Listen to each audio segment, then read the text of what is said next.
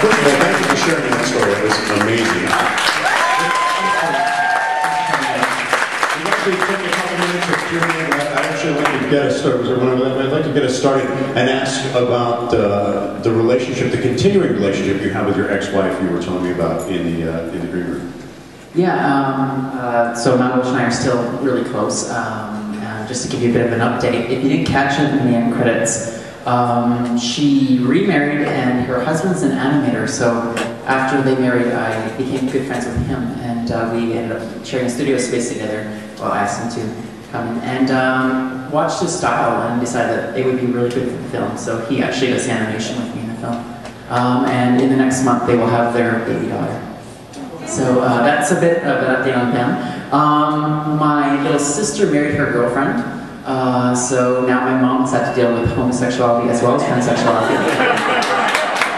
She actually at one point there was a chance to come down to Miami for the Gay Lesbian Film Festival, and she said, "Oh no, I don't want to go because they're going to throw tomatoes at me when they hear what I say." But the thing is, people love my mom because she goes through a journey in the film that a lot of our family members, if in the best of times get to go through. I think it's so important to see that, and I knew that if she saw that, she would love it. So my partner at the time, who's in the film later on, her mom, who's a little more of a seasoned pro, said, "I'll go with you, and then we'll go to Key West and we'll do all this sort of stuff," which makes my mom really happy. So my mom went with her, and they had a blast. The audience was so incredibly loving, and that really helped my mom heal in so many ways. So that was pretty darn wonderful. So.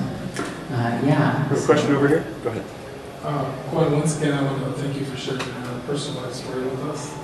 And what's amazing is that you can tell your own story as opposed to someone else telling the story for you.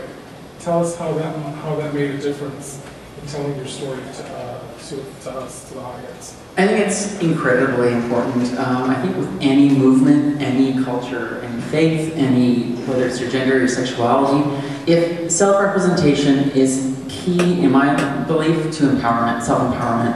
If you're not at all behind, or you don't see any images of your community that are made by your actual community itself, I think there's a key element missing. Can you imagine having a gay and lesbian film festival in which all the films were made by straight allies? I mean, it would be amazing if they were really positive and stuff, but the thing is, the nuances would be different. The little elements would be different. And with trans stuff, every documentary about trans women seems to have high heels and lipstick. It's sort of like, it ends up being more about the superficial, the element on the outside. And I think it's really important for us to get behind the camera and start telling our own stories. So this film was made on consumer-grade mini DV, one-chip cameras, which means that it was pretty much what you had, you or someone else has at home. So I always encourage people to get out there and tell their own stories as opposed to getting a status quo filmmaker to go out and do it for them.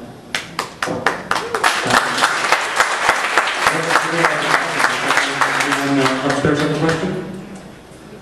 Or now, feel free.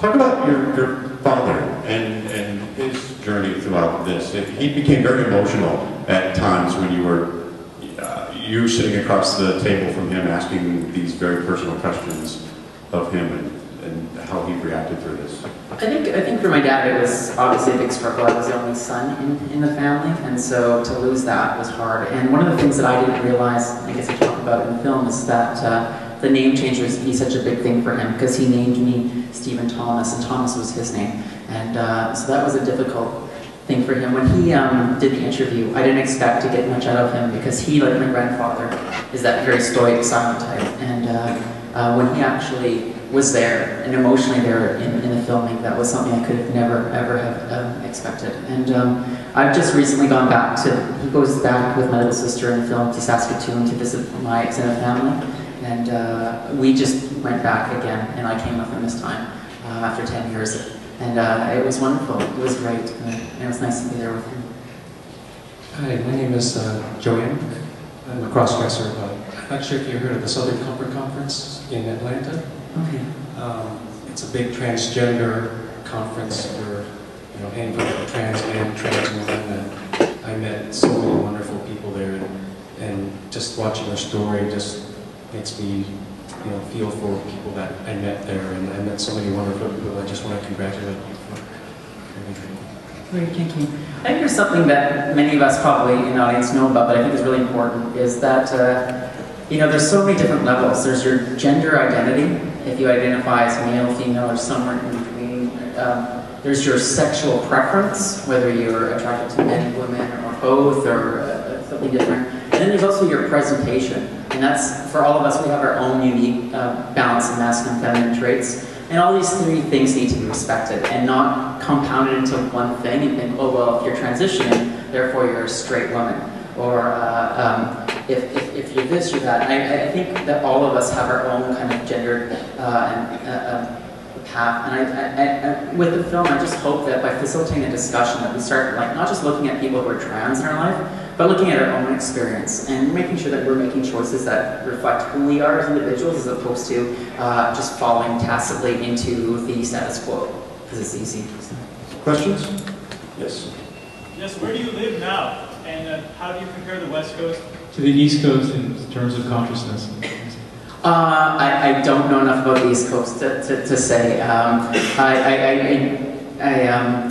I live in Vancouver still, and I'm going to move to Toronto, so that's more, at least we call it the East Coast in Canada.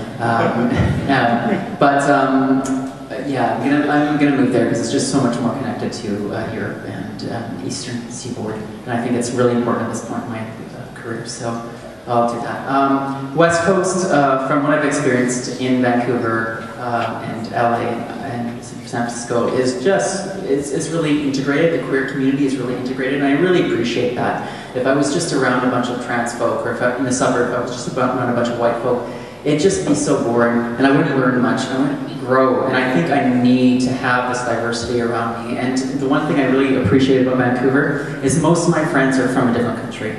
And that to me, because they bring the different cultures, they bring all this different stuff, I've grown and learned, and they've challenged me, and that makes me feel good about myself in terms of learning. And so moving to Toronto, I think I'm going to get more of that, and that's something I'm excited about. Well, I'd like to thank you again for bringing the film to us. We really appreciate having you today. If anyone would like to continue this conversation with films, should be available outside the theater. If you're staying for the next film, if you could do us a favor and stay seated until we get everybody scanned, and then we'll load in the next house right away.